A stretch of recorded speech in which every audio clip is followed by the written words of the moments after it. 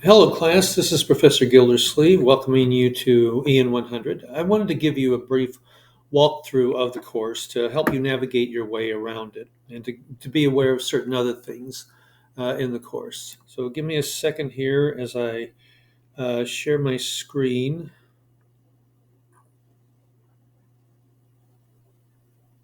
Share screen. Okay, there we are. Share screen.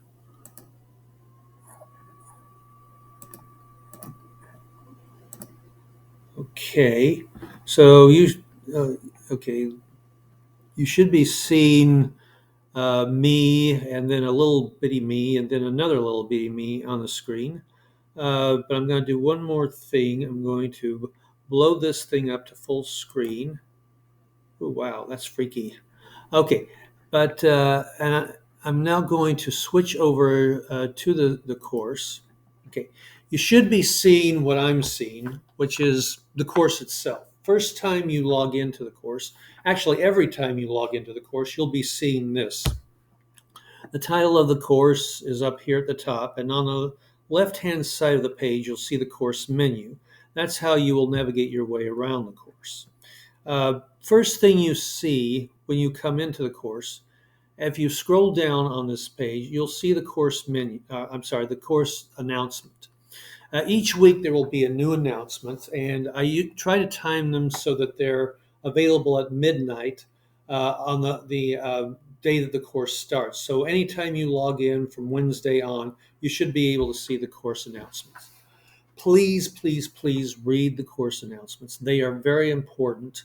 The course will proceed with the expectation that you have read and understood them. The course announcements contain additional information to help you sort of get oriented to this week's work, and also additional information that you may need to know. I always try to include a photo to kind of keep it interesting. And then if you scroll down on this one, you'll see Introduction to Class. And I've got some text here to kind of orient you to week one of the course. And then for week one, I also have the course policies and procedures listed. Excuse me. These are very important because they tell you a number of different things that are going to make our 8 weeks together much more productive and hopefully much more pleasant for you as well. The more information you can give me up front, the more you can follow these guidelines, the easier it will be. The course will be on both of us. Email policy, how to email me, accessing the textbook, navigating the course, all that is here. Checking for feedback, late assignments and discussions. And I want to talk very briefly about this because this is very important. A lot of times students don't really see this, or they ignore it, or somehow they just don't follow it. But the late policy is very important because that's meant to help you be accountable for your work, and to encourage you to turn things on time. Because when you turn things in late, unfortunately, you fall behind and it becomes harder and harder to catch up.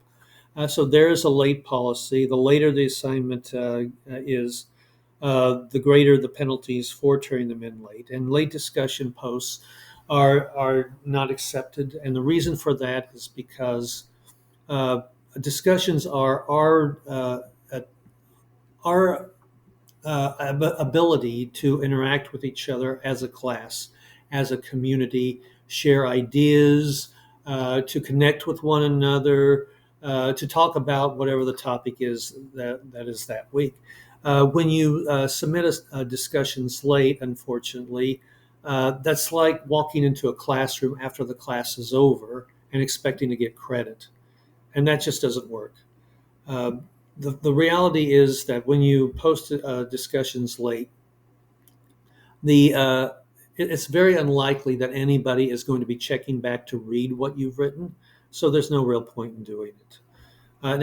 As far as the late policy in general is concerned, if you're hospitalized, or you've lost a loved one, or you're in the military and you're being deployed, reach out to me. Reach out to me as soon as you can. A good uh, rule of thumb is to reach out to your instructors 24 to 48 hours before an assignment is due to let them know that you won't be able to submit it on time. Sometimes that's not always possible. If you're in the emergency room, obviously you can't reach out uh, in that time frame. But reach out as soon as possible so we can work with you and help you catch up. Okay, submission formats are down here, and I'll talk a bit more about that in a moment. But I want to go now here. You can access the syllabus on this page in the course menu. Um, Here's where you will also access your textbook. And down here, up here where it says weekly content, I want to click on that and guide you through this. Okay, each week of the course is broken down on this page. And so each week of the course, you'll go to that particular week and click on the link for that particular week. Click on week one, and we go here. We've got an introduction to that week's work. We've got some videos. Um, and if I go down here to readings and multimedia, click on that. You'll see the required readings, and you'll see another video. Now, sometimes students think that if they just watch the video, it's not necessary to read the material. And for some courses, that may be the case, but that's not the case in this course. The readings for this course are very important, and they go into very specific detail of the things that you will need to know in order to do the assignment for this week. So please read chapters 45 through 55. These are very short. Your textbook is set up in such a way that the chapters are very short, and they go into specific elements, specific examples of grammatical problems and how to fix them. There are also a couple of other readings for this week, one of which is available on the internet and one which is available through our EBSCO library. Let's see, there's another video down here. And then down here are some optional supplemental reading materials. You don't have to necessarily watch these, but it may be helpful to you to do so. As you get feedback from me, you may see comments such as incorrect use of semicolon or something like that. You can always come back to this page and then watch the video here for more information. Okay, let me see here.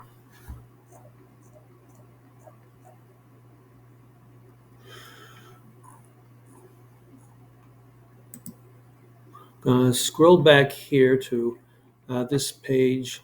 We're still in the week one page. And down here where it says graded activities, let's look at that for a moment. Okay, so each week there's a discussion and an assignment due. And most weeks also have mind tap assignments and a quiz due. When you get to week 3 of the class, there's also going to be a journal that will be due, and you'll be doing the journal 3 times during the week, during the course. I believe it's in weeks 3, 6, and 8. And down here you'll see something that says supplemental materials. These are supplemental materials for the Cengage activities. They are different from the supplemental materials in the course, and I want to jump over briefly to that one.